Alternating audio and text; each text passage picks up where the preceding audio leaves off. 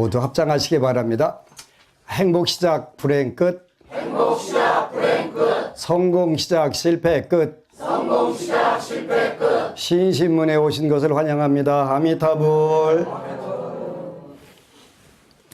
불교에 대해서 가장 기초적인 가르침을 여러분들하고 공부를 하는데, 하나는 예절, 하나는 불법성 삼보에 대해서 공부하는 것인데, 일단은 사찰 예절 중에서 가장 중요한 것은 합장을 하는 거예요. 그래서 합장이라고 하는 것은 두 손을 잘 포개고, 가능하면 일반적으로는 턱 밑에까지 가는 게, 양쪽 옆구리를 팔 뒤꿈치를 가슴에다 대면 가장 아름다운 모습의 합장하는 모습들이 나오게 돼요. 지역에 따라서 또 국가에 따라서 조금씩 달라지는 부분들이 있는데, 태국 같은 경우에는 국왕이나 부처님께 또 스님께는 이 합장을 머리까지 올리고, 또 부모나 윗분들께는 코까지 올리고, 일반적으로 평교 같은 사이께는 이렇게 이제 턱 밑으로 이렇게 손을 합장을 하는 것을 우리가 합장이라고 그래서, 근본적인 합장의 의미는 상대방을 공경한다, 존경한다, 그런 의미가 들어 있어요. 그래서 인사법 중에서는 굉장히 좋은 인사법인데, 요즘은 이제 서양식으로 주로 악수를 하고 하는 경우들이 많지. 절집에서도 주로 악수를 많이 하는데, 좋은 점은 스킨십이고, 또 나쁜 점은 위생에서 청결하지 않으면 전염병이 돌 수도 있는 방법이 되는 거죠. 원래 이제 악수라고 하는 것은 옛날에 로마 시대 때 보니까 서로 공격하지 않겠다고 해서 서로 손을 잡고 있었던 것이 악수가 됐더만요. 그래서 이제 정말 상대방을 공경하고 존경한다, 그런 의미로는 정말 좋은 인사법이에요. 그래서 이제 우리는 옛날에는 이제 손을 높이 쫙 올렸다가 이렇게 쫙 하는 그런 부분들이 있었는데, 오늘날은 우리가 거의 일본식을 합장 따라가다 보니까 이제 단순화됐고, 그렇게 옛날에는 우리 어머니들이 그냥 쫙 올려가지고 탁 해가지고 이렇게 했잖아요. 원래 그게 맞았던 것 같아요. 그게 이제 남아있는 게, 인도의 유풍이 가장 많이 남아있는 게 티베트 불교인데, 티베트 불교는 그 대신 이제 몸과 입과 뜻, 이렇게 해가지고 이제 신구의 딱 합장도 그렇게 하고서 우리가 오체투지하고 하잖아요. 그래서, 하여간 인도의 나란다 전통을 가장 많이 현재까지 유지하는 불교가 티베트 불교다라고 하고, 티베트 스님들이나 학자들이 가장 강하게 주장하는데, 아마 합장을 그렇게 했었지 않았나. 그래서 우리나라도 옛날에 얼마 전까지는 그냥 쫙 손 올려가지고 정성스럽게 쫙 끌어내렸는데, 전부 다 뺏겼어요, 그걸. 요즘은 이제 무속인들이 그쪽으로 다 가져가서 우리는 그냥 단순하게 하고 있고, 우리가 불교 것이면서 뺏긴 게 굉장히 많아요. 금강경에 보면은 부처님께 우슬착지 합장향불, 오른쪽 무릎을 땅에 꿇고, 그 다음에 합장하고 부처님을 향해서 우러러보고, 환희 합장 일심관불, 법화경에 나오는 그런 구절인데, 오른쪽 무릎을 땅에 대고 합장하고 부처님을 우러러본다. 불교에서는 하지 않아요. 오늘날 하는 종교 있죠. 천주교. 천주교에서 가잖아요. 그리고 이제 중국의 광동성 가면은 꽝저우라고 하는 곳에 있는데, 광효사라고 하는 절에 가면 법발탑이라고 그래서 육조 해능 스님 머리 깎은 머리카락을 모신 탑을 법법자에다가 머리카락 발자 법발탑이라는 탑이 있어요. 거기 이제 그쪽에 가면은 육조 해능 스님이 풍동, 번동 그런 이야기를 해요. 그러니까 깃발이 흔들리니까 바람에 날려요. 깃발을 해놨는데, 그러니까 스님들 둘이 법문 듣다가 둘이 논쟁을 하는 거예요. 바람이 흔들린다. 아니야. 깃발이 흔들린다. 그래서 풍동, 바람이 움직인다. 아니다. 번동, 깃발이 움직인다. 둘이 싸우고 있으니까 옆에 있던 그 더벅머리 총각이 심동 그러는 거예요. 그 바람이 움직이는 것도 아니고 깃발이 움직이는 것도 아니고 당신들 마음이 흔들리는 거예요. 그 마음이 흔들린 깃발이 뭐였냐면 흰 깃발이었어요. 흰 깃발. 오늘날도 그 당간지주가 절에 가면은 당간지주라고 그래서 깃대 세워가지고 깃발 달던 게 있었어요. 그걸 당간지주라고 해요. 그러니까 오늘 여기 법회가 있다. 이걸 알리는 것을 우리가 당간지주에 흰 깃발을 달았는데 그것도 뺏겼어요. 무속인 집들이 이렇게 다뤄놨잖아요. 오늘 법회 본다. 그 야단법석 할때 그 깔아놓은 그 달았던 거예요, 그게. 그래서 죄다 불교에서 다 가져가고 이제 남은 게 별로 없는 것 같아요. 남은 거 없는 것 같아요. 이제 앞으로는 합장하는 것도 다른 데서 가져갈 것 같아요. 좋은 인사법이니까 이렇게 다 좋은 거예요. 그래서 우리가 이제 합장하는 법도 잘, 한국에서는 손바닥을 붙이라고 하는데 원래 붙이는 것보다는 약간 띄워서 연꽃 봉오리 비슷하게 하는 게 이게 원래 연꽃을 의미하는 거니까요. 연꽃을. 그 다음에 이제 우리는 합장이라고 하는데 중국 요즘 허스, 근데 합십, 그렇게 손을 합친다는 것을 허스, 그렇게 하더라고요. 그래서 이제 그 기본적인 인사법은 여러분들이 절에 오게 되면 일단 늘 합장을 하고 절하는 게 필요한데 요즘에는 우리가 1700년이나 불교를 내려왔으면서 합장이 뭔지도 모르고 하는 분들이 너무 많아요. 우리가 안 알린 거예요. 그래서 요즘에도 자주 오면서 오시는 분들이 미안하다고 하는 경우들이 있어요. 왜요? 그랬더니 제가 그 절 예법을 몰라서요. 모르는 건 안 가르쳤으니까 모르는 게 당연한 건데 그래도 그분들이 굉장히 의식이 있고 수준이 있는 분들이라서 그 절에 가면 절집에 그 예절을 지켜야 된다는 건 아는데 우리가 가르친 사실이 없으니까 그렇게 못하는 부분에 대해서 미안하다고 이렇게 사과하는 분들도 있더라고요.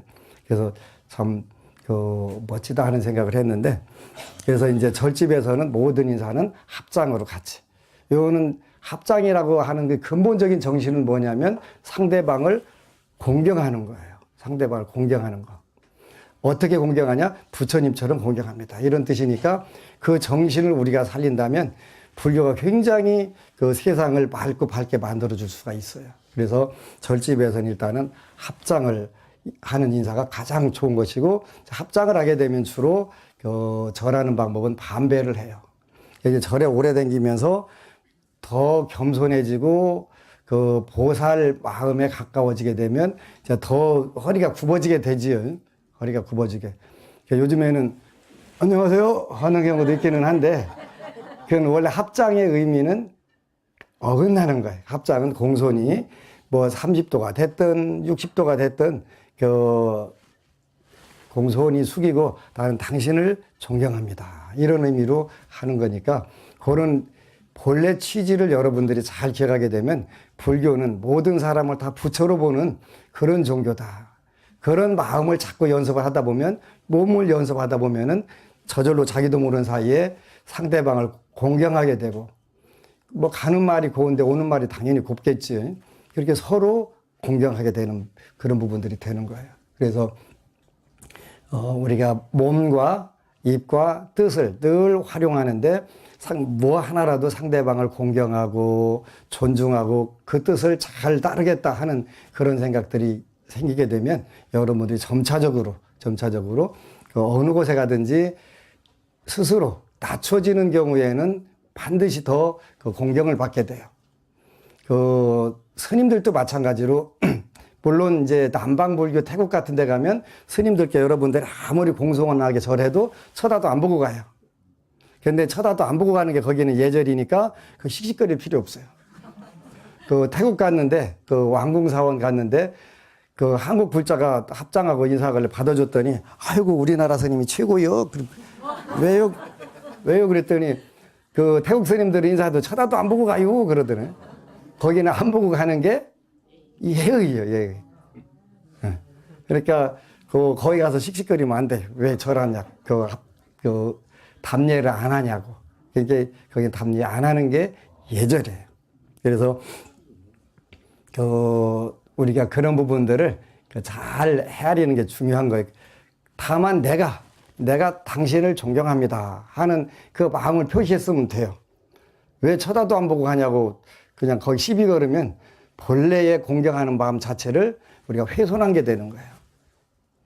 근데 이제 그 북방불교에서는 그렇지 않고 전부 다 그 일반적으로는 담례를 하잖아요. 해요. 그 대만이나 중국 가게 되면 그 불자들이 그 스님들께 그냥 진흙탕에서도 그냥 거기서 절을 하는 경우들이 있어요. 먼지 속에서도. 그걸 보면은 아, 정말 대단하다 하는 생각이 드는데 뭐 그렇게는 못 하더라도 어떤 상대를 공경하는 마음. 여러분들 가정에서도 할 수 있으면 참 좋아요. 부부간에 나는 당신을 존경합니다. 이런 의미로 그 인사를 하게 되면 전부 다 가정이 그 지옥이 될 수가 없잖아요. 그건 내가 당신을 존경한다는데 나는 널 존경 못 하겠다? 이렇게 되다 보면 이제 그럴 수도 있어요. 정신질환자. 아니면 그게 아니면 이제 그런 상황이 되더라도 하다 보면 같이 따라서 하게 되는 거예요.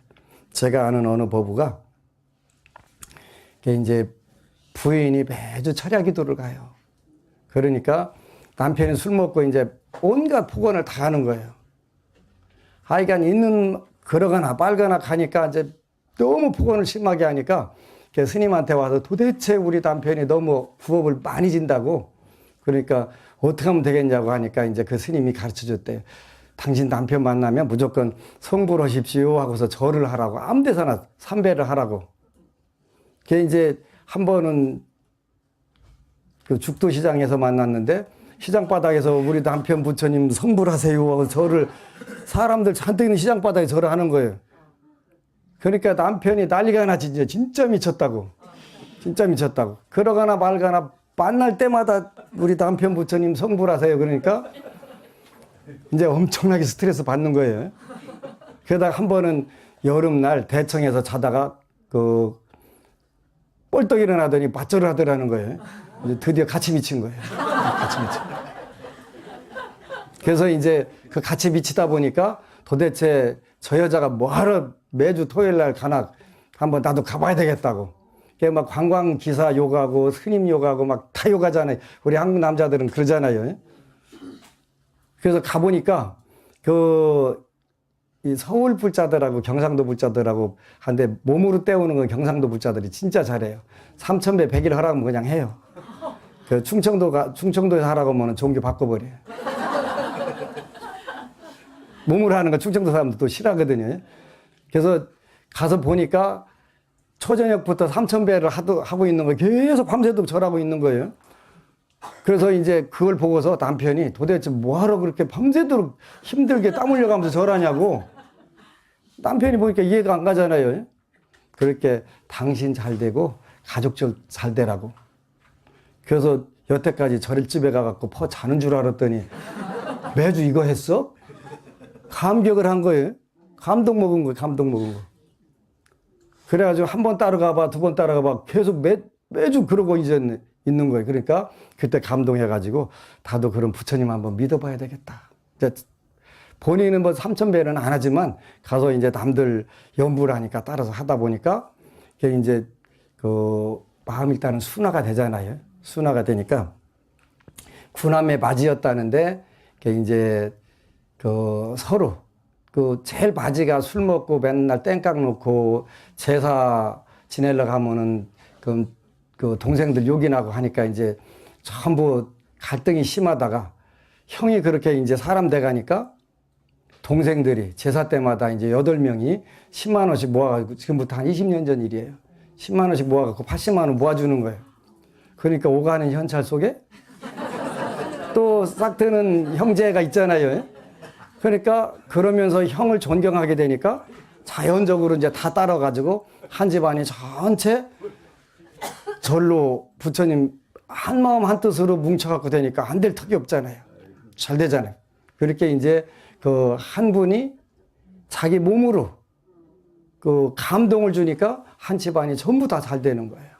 그래서 그 현대의 가장 좋은 포교 방법은 그 신통력을 보이는 건데 우리는 말법 시대에 신통력이 나오질 않아요. 그래서 그 신통력 대신에 감동의 힘으로 그 집안을 일으키고 가정 집안 전부 다 일으킬 수 있는 거예요. 그래서 그렇게 하려면 내가 놀고 먹어가면서는 불가능하고 내가 어렵고 힘든 거를 난행, 능행 그래요. 행하기 어려운 것을 능히 행할 줄 알아야 되고 난인, 능인 그러니까 참을 수 없는 것을 능히 참을 때 그런 감동이 주어지고 세상이 아름다워지고 가장 가까이 있는 자기 자신부터 편해지고 가정이 편해지고 사회가 점차적으로 다 편해지잖아요. 그래서 그 우리가 합장하는 마음 하나만 딱 가지고 있어도 여러분들 가정은 그 천상락과 극락이 안 될 수가 없어요. 그러니까 부처님은 제일 좋은 방법들 쉽게 써먹을 수 있는 좋은 방법들을 가르쳐 줬는데 인사법 중에서 합장이다. 여러분들도 이제 집에 가서 하세요. 하게 되면 처음에는 거부 반응이 와요. 원래 미쳤네배. 아지? 게다가 이제 계속 하게 되면 자기도 모르게 같이 동조가 돼갖고 합장을 하게 되는 거지. 나는 당신을 존경합니다. 이런 뜻이 들어있으니까 내가 상대를 존경하는데 상대가 어떻게 나를 무시하겠어. 그죠? 가는 말이 고우면 오는 말도 당연히 고운 거니까 그게 인과법이잖아요. 인과법. 그래서 가정이 쉽게 극락이 되는 거예요. 그래서 안 된다고 하지 말고 해보는 거예요. 작든 크든 해보는 거예요. 그래서 이제 합장은 절집에 와서 가장 중요한 인사다. 그래서 이제 그 스님들은 가사장삼을 이렇게 그 드릴 숫자 잡고 수한다 그러는데 그냥 걸친다 이런 뜻이에요. 그래서 절을 할 때 여러분들하고 그 스님들하고는 절하는 방법이 좀 달라요. 왜 다르냐면 스님들이 이렇게 하고 이게 가사가 흘러내리기 때문에 꼭 이렇게 손으로 잡아요. 잡고 잡다 보니까 그 오른손, 왼손 이렇게 놓고 하는데 여러분들은 아무것도 잡을 거 없는데 괜히 오른손, 왼손 놓고서 헷갈리면 어느 손을 먼저 둬야 되더라. 거둬야 되더라. 이제 그거 헷갈리는 경우들이 있어요. 그래서 그것 때문에 그 법당에 함부로 들어가지 못하는 경우들이 있어요. 그냥 여러분들 방식대로 하면 돼요. 근데 그래도 절하는 방법은 있어요. 그죠? 그래서 이제 그 절하는 방법들을 가르쳐 드릴 텐데 그래서 이제 그 일단은 절하는 방법은 제가 나중에 법상에 내려가서 가르쳐 드려야 되니까 그러면 이제 참배하는 방법도 여러분들이 알아야 돼요. 법당에 오면 이제 원래 절하는 방법은 제일 어른부터 절하는 게 정상이에요. 그죠? 제일 어른께부터 절하는 게 정상이니까 제일 어른은 어디에 계시냐면 모든 절에는 대웅전이 제일 석가모니 부처님 계신 절이 공간이 제일 어른 공간에 제일 중요한 공간에서 대웅전 또는 대웅보전 그렇게 대웅보전이 없다면 그 화엄종의 절들은 대적광전 또 보광명전 이렇게 표현을 해요. 그렇게 그 정토종의 사찰이라면 뭐 지금은 다 석가모니 부를 주불로 모시지만 그 극락보전 이렇게 해놓으면 그 주불을 모신 절이 그 전각이 제일 높은 데예요. 일반적으로는 대웅전, 대웅보전 이렇게 여러분들이 가서 첫 번째 절하는 게 맞는 거예요. 법당에 들어가면 우리 법당에도 가운데 석가모니 부처님이 계시고 문수보살과 보현보살 계시고 시장보살과 관세음보살님 계세요. 여러분들이 그냥 삼배만 할 경우에는 제일 높은 분인 부처님께 딱 올리면 돼요. 근데 그게 아니고 나는 좀 더 공경을 좀 더 해봐야 되겠다 그래서 각 불보살님들께 절을 다 해야 되겠다 그러면 여러분들이 볼 때 오른쪽부터 하는 게 맞는 거예요. 오른쪽부터 하고 왼쪽부터 하고 오른쪽부터 하고 왼쪽부터 이렇게 가는 거예요. 부처님을 중심으로 해서 오른쪽 왼쪽 그 다음에 오른쪽 왼쪽 이렇게 순서가 가면 일반적으로 크게 어긋나지 않아요. 근데 이제 전에 어느 분이 그 안심정사에 왔는데 신도만 오면 꼭 따로 들어가 가지고 이렇게 보고서 발이 오른쪽으로 포개졌네 왼쪽으로 포개졌네 그거 가지고 스트레스를 주는 거예요. 그러니까 그분만 있으면 법당을 못 들어가는 거예요. 전부 서갖고 다른 데 갈 때까지 기다리고 있는 거예요. 근데 이제 그렇게 해가지고 그 신도들이 스트레스를 받더라. 그래서 그 스트레스 받을 필요 없어요. 절하는 방법이 조금 틀렸다고 해가지고 부처님이 너는 절하는 방법 틀렸으니까 가피를 안 주겠다. 이렇게 하실 일이 없어요. 모르면 잘 가르쳐 주면 되잖아요. 그죠? 근데 여러분들이 처음에 오신 분들이 절에 오면 처음부터 그 되게 활달하게 해서 그냥 독장 치고 댕길 수 있는 게 아니라 어리버리하게 돼 있어요. 그죠? 어리버리하고 있으면 후닥닥 가서 이렇게 하는 거라고 여러분들이 친절하게 안내해 주는 거예요. 안내해 주는 거. 근데 이제 또 지나치게 알려주다 보니까 그렇게 아니고 하고 딱 때리면 그다음부터 기죽어가지고 이제 더 얼떨떨하게 되는 걸 얼떨떨하게. 그래서 그 잘 가르쳐 주되 일단은 그 되게 아는 척해 가면서 이렇게 해라 저렇게 해라 하면은 반감을 갖게 돼요. 반감. 그래서 그냥 안대해 줘 가면서 자세히 설명해 주고 이렇게 하면 되는데 그렇게 하는 거 아니라니까. 그래서 손 딱 한번 때려 놓으면 그다음부터 그절 못 와. 이제 그 신도 있으면 기죽어 가지고 그냥 저쪽 오다가 그냥 차 돌려갖고 나가버리죠. 그러니까 우리가 각별히 조심해야 돼요. 아무리 내가 잘 알고 정통으로 잘한다 하더라도 상대방이 받아들일 수 없으면 또 거부감을 갖게 되거나 불편하게 되면 그거는 복을 짓는 게 아니라 그 업을 지을 수도 있어요. 그래서 상대방이 최대한 편안하게 접근할 수 있도록 안내만 해주면 되는 거예요. 그렇게 하는 거 아니라니까. 그래서 딱 때려놓으면 손바닥 한번 때려놓으면 그다음부터 절 못 와요. 못 와요. 그래서 그 친절하고 배려라고 하는 것은 잘 안내주는 거 되지만 내 방법을 강요하면 안 돼요. 제가 잘 그 강요를 안 해요. 왜 그러냐면 각자 배운 방법들이 달라서 물론 그 앞으로는 전부 그 이런 방법이 있는데 이렇게 하는 게 맞다. 그거는 원래는 이렇게 했었다 하는 것은 가르쳐 드려요. 그런데 이제 절하는 방법은 언제든지 주불 부처님께 먼저 하고 오른쪽 왼쪽 오른쪽 왼쪽. 왜 그러냐면 부처님 입장에서 그 좌보처가 문수보살이고 우보처가 보현보살이니까 좌보처가 먼저 해요. 그러니까 우리가 볼 때는 오른쪽이 먼저가 되는 거예요. 그래서 그렇게 절하면 된다. 혹시 다른 사람이 이제 거꾸로 하게 되면 그렇게 하는 거 아니라니까 하고서 딱 때려놓으면 큰일 나요. 그지? 그 스님이 하는데 이렇게 하면 더 좋대. 그렇게 해야 돼요. 여러분들 자녀들한테도 마찬가지예요. 종종 이제 자녀들을 지나치게 사랑해서 강요를 하는 경우가 있어요. 강요를 하게 되면 요즘 젊은이들은 무조건 반발감을 많이 가져요. 왜 갖냐면 그 여러분들이 하는 이야기보다 자녀들이 복력과 지혜가 많기 때문에 그래요. 그래서 여러분들 말을 잘 못 받아들여요. 여러분들보다 복력과 지혜가 많아서 그래요. 그러니까 여러분들이 하는 이야기가 여러분 자녀들이 볼 때는 별로 재수 있는 얘기 같이 들리지 않는다는 거예요. 그거 당연한 거예요. 한 번은 그 인도를 갔는데 그 인도 국경에서 그 룸비니를 가다가 중간에서 데모가 일어나가지고 12시간을 기다렸어요. 그렇게 이제 그때 서울대 심리학과 교수님 한 분이 엄청나게 힘들으니까 아이고 이런 데는 한국 젊은이 좀 데리고 가서 고생 좀 시켜야 되는데 그러길래 그래서 이봐 김 교수 절대 어디 가서 교수라고 얘기하지 마. 그런 얘기를 어떻게 할 수 있어? 그랬더니 왜요? 그러는 게 대한민국 젊은이들은 우리처럼 이렇게 멍청하게 12시간이나 버스 앉아가지고 절대 안 기다려. 뉴델리 어느 골목에 뭐가 맛있다더라 거기 먹고서 뜨지. 비행기 타고 떠. 그리고 그 다음날 파리 가서 뭐가 좋다더라 이렇게 이러고 댕기지 우리처럼 12시간 기다렸다 뺑뺑 돌아가는 줄 아냐고 그랬더니 그렇기는 그래요. 그렇다니까. 그지? 그러니까 우리 세대보다 훨씬 복이 많아요.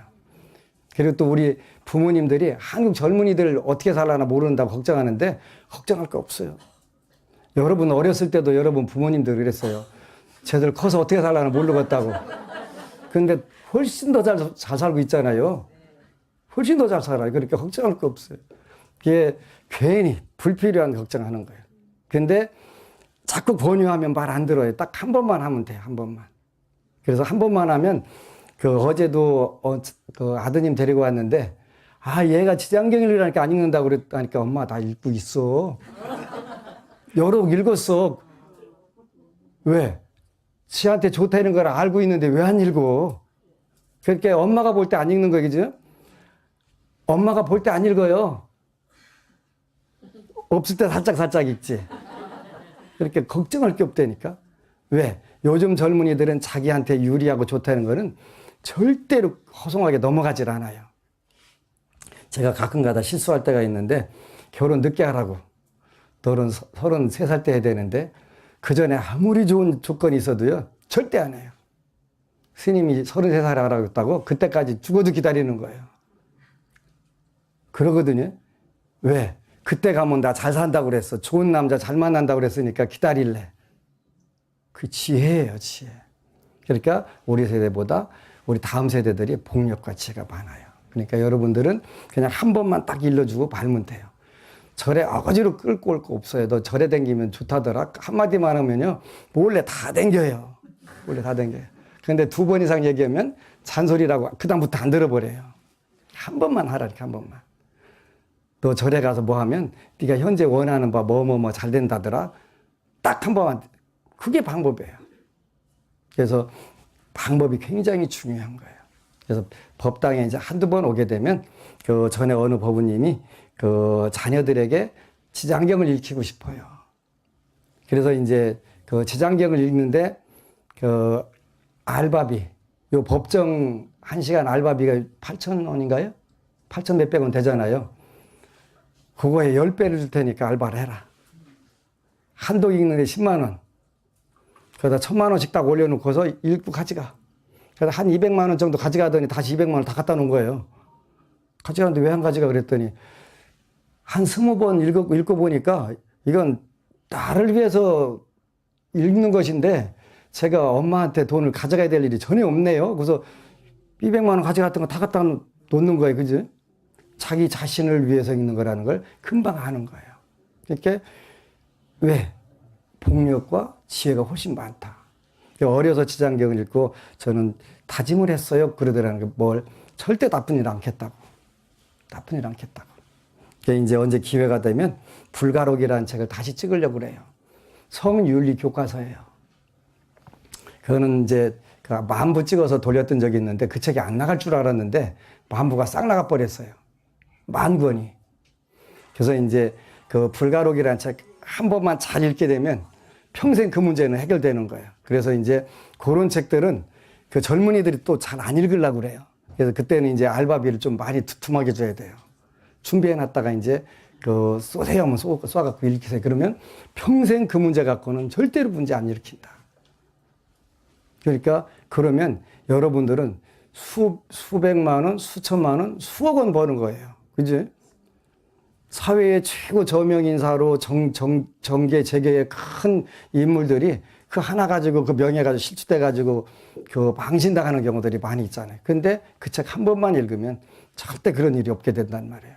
그러니까 이거보다 더 좋은 게 어디가 있어요.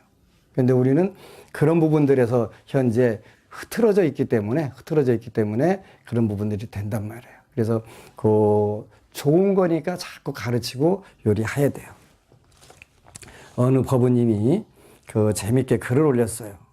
그 부처님, 저는 부처님 백밖에 없습니다. 그래갖고 그 첫 번째 기도 성취가 이루어지고 부처님 감사합니다. 지장보살님 감사합니다. 스님 감사합니다. 법원님들께도 감사합니다. 그랬네, 그죠? 안심정사를 알게 되고 다닌 지 1년이 넘었습니다. 어느 날 강원도 친구로부터 택배가 도착되어 보니 그 안에는 지장경 책과 염주, 스님 법문 CD, 정말 잘 때 스티커, 기도 방법, 걱정 말고 기도하라 등 책이 들어 있었습니다. 보내준 고마운 친구는 지장경 천독을 10개월 읽은 김법우입니다. 그 참고로 현재까지 하루에 지장경을 제일 많이 읽은 13독을 한 기록 보유자예요, 이분이. 명절이라 길게 통화는 못하고 보낸 것 읽어봐봐 하고는 전화를 끊었습니다. 새벽 3시 반에 처음이라 나와 있는 대로 일주일쯤 해보고 해운대 달맞이절에 찾아가서 총무님 만나고 스님 친견 예약도 하고 왔습니다. 친구는 그 뒤에 통화가 되었고 책에 나온 대로 하고 있어 하였더니 너는 복이 있구나. 주어도 안 하는 사람도 있는데 어떻게 바로 하니 하는 겁니다. 읽어보니 이대로 기도하면 이루어진다는데 해봐야지. 친구야, 잘했어. 정말 잘 될 거야. 부처님은 불가사의하다. 가피를 주실 거야. 열심히 기도해. 하고 전화를 끊었습니다. 그 당시 저는 힘든 시간을 보내고 있었습니다. 아버님은 뇌출혈로 쓰러지시고 한 달 만에 여동생이 뇌출혈로, 셋째 여동생은 신장투석 환자라 충격으로 쓰러져 3명이 중환자실에서 생사를 오가며 투병하다 아버님은 10개월 만에 돌아가시고 둘째 여동생은 뇌수술을 받고 요양병원에 입원 중이고 셋째는 제가 9년째 같이 살며 돌보고 있었습니다. 그리고 사기를 당해 소송이 10개가 되었고 그 송사 준비와 물질적 고통, 정신적 물질적 고통은 말로 표현이 안 되었습니다. 이때에 지장경책을 보내준 친구가 보내준 겁니다. 스님 찾아뵙고 평소 다닌 절처럼 편안했습니다. 그리고 부처님을 알게 되었습니다. 저는 안심정사가 처음으로 자연스레 친구로부터 받은 덕분에 다니게 되었습니다. 순간순간 한숨과 숨이 막히는 고통과 송사로 인해 응급실까지 가게 되었습니다. 스님 친견 후 사명살이 있네 기도밖에 없다 하시며 지장경, 독경, 천독을 내려주시고 너대에서 끝나겠다. 열심히 기도해. 말씀을 듣고 저는 매일매일 기도를 했습니다. 기도 중 꿈도 많이 꾸게 되고 눈물도 나고 펑펑 울기도 많이 울고 신기한 경험도 느끼고 불가사의한 일들도 생겼습니다. 첫 번째 꿈은 광안리 바닷물이 전부 모래로 변해 저 혼자 바닷가를 걷고 있는데 모래가 눈, 코, 입, 귀를 다 모래로 막아버렸고 쓰러지고 끝까지 갈 수 있을까 싶을 정도로 회오리 바람이 불었지만 저 멀리 끝에 히잡 쓴 여인들이 기어 올라가길래 저도 그래야만 살 것 같아 기어서 끝까지 올라가 잠이 깼습니다. 꼭 저의 현실을 보여주는 것 같았습니다. 첫 번째, 본인의 현재 처해 있는 상황. 그래서 광안리라고 하는 것은 부산 해운대 옆에 있는 광안리 해수욕장 말하는 거예요. 두 번째 꿈은 친할머니 임종을 지켜보며 제가 할머니 지장보살님 외우고 가세요 하며 돌아가시는 할머니를 흔들어 깨우며 3번 눈을 떠주시고는 돌아가시는 겁니다. 꿈에 한 번도 안 보여주셨는데 너무 생생했습니다. 세 번째 꿈은 비상구 뒤에 피가 바닥이 보여 많이 놀랐는데 다가가서 문을 만지는 순간 웬 사람이 쇠망치로 누군가의 머리를 때려치며 머리가 산산조각나고 쇳소리가 바닥에 퍼져 그 소리에 너무 놀라 잠을 깨버렸습니다. 새벽기도 잠깐 잠들었을 때의 일입니다. 사실 아버님이 문 뒤에서 머리를 다치고 뇌출혈로 돌아가시고 여동생도 투병 중이라 불공을 해야 되겠다고 생각이 들었습니다. 하고 나니 마음도 가벼워지고 신기한 일들도 생기더라고요. 셋째 여동생은 꿈도 아닌데 문 뒤에서 네모 상자에 투시경처럼 원을 그리며 원적에선 불빛을 비추는 겁니다. 하도 이상해서 보고 또 지켜보고 20분 뒤에 사라지고 며칠 뒤 또 2, 3회 반복 후 나타나지 않았다고 합니다. 그리고 동생은 투석 환자라 물을 많이 마시지 못하는데 밤에 입이 마르고 목이 타는데 밤새 침이 질질 흘렸다고 합니다. 그리고 누군가 나타나서 당근 먹으라고 하고는 사라졌다고 하더군요. 그리고 나서 제가 동생을 위해 기도한 날은 아침에 동생이 언니야 나를 위해 기도 많이 했지? 그러는 겁니다. 왜? 언니가 기도한 날은 희한하게 침이 밤새도록 마르지 않고 흐른다고 희한하네 합니다. 그 뒤부터는 동생은 잘 때 지장보살 명호를 외우며 잠이 들곤 합니다. 신통방통한 경험입니다.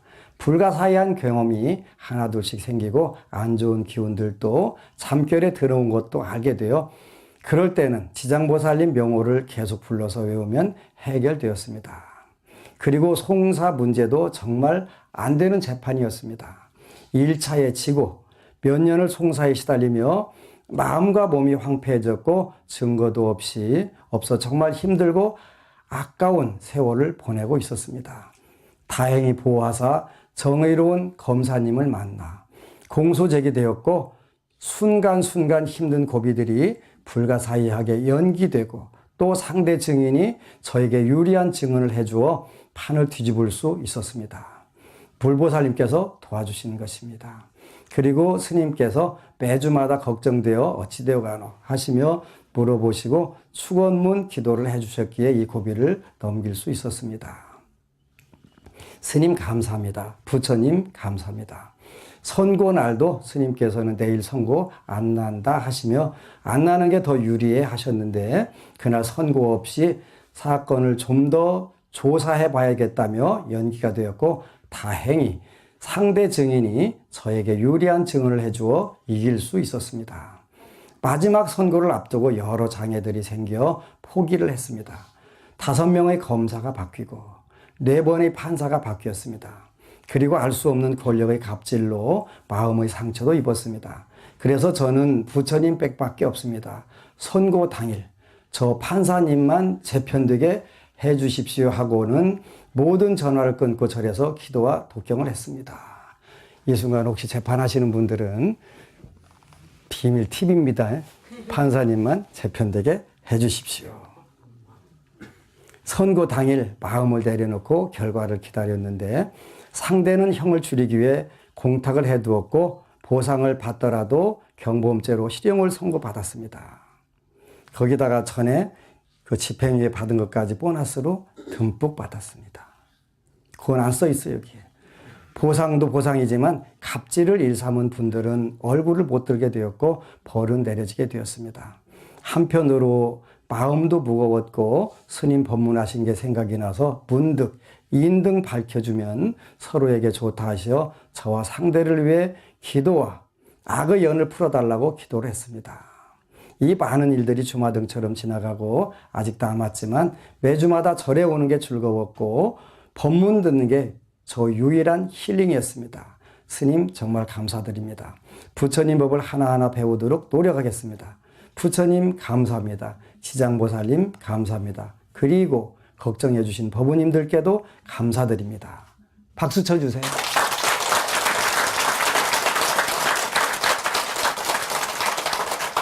우리가 살면서 아주 어려움이 없을 수 없어요. 왜 그러냐면 우리 인생은 업에 의해서 이루어졌기 때문에 현생에 내가 착하게 살았다 하더라도 전생에 있던 업들이 있다면 그 업이 금생에서 열매를 맺어가지고 거기에 돋아 나올 때가 있어요.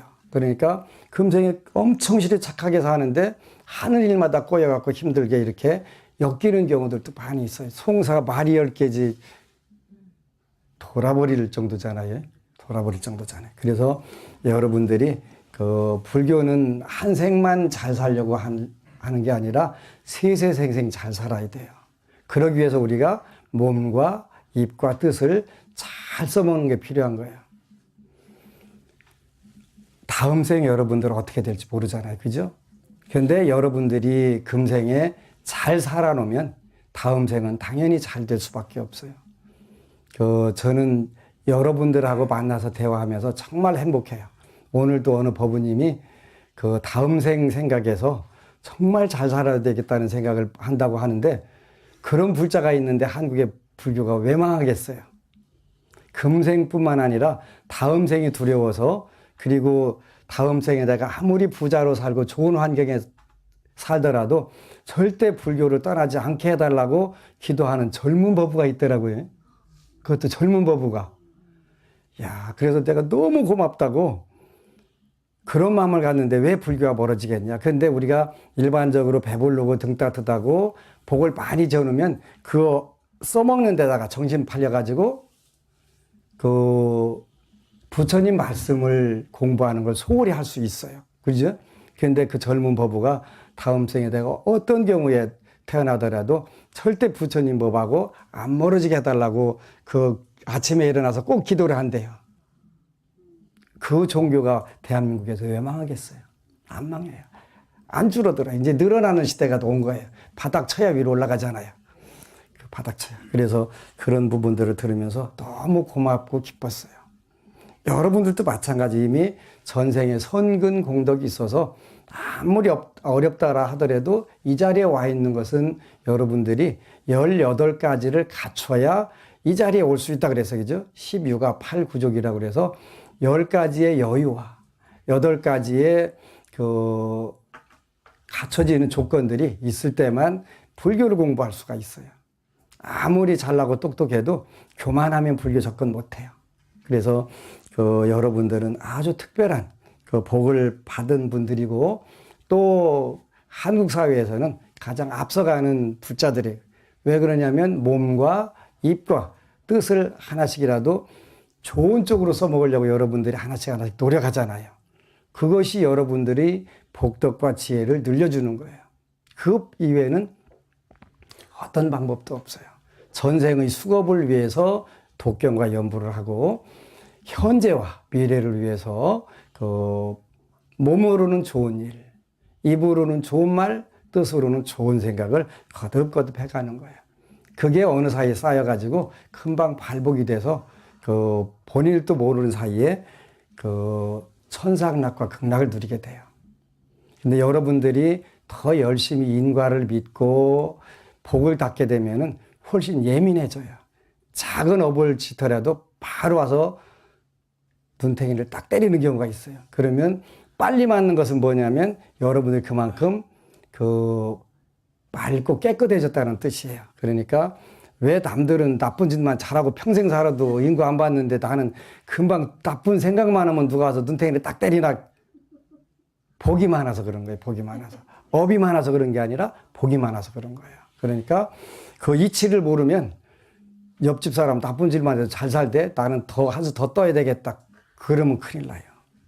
그건 옆에 사람은 워낙 업이 무거우면 금생에 안 받는 수가 많은 거예요. 부러워할 거 하나도 없어요. 다음 생에 있는 거예요. 그래서 꼭 우리가 그 몸으로는 좋은 일, 입으로는 좋은 말, 뜻으로는 좋은 생각을 하는 불자가 되시기를 축원합니다. 아미타보. 그리고 여러분 사랑합니다.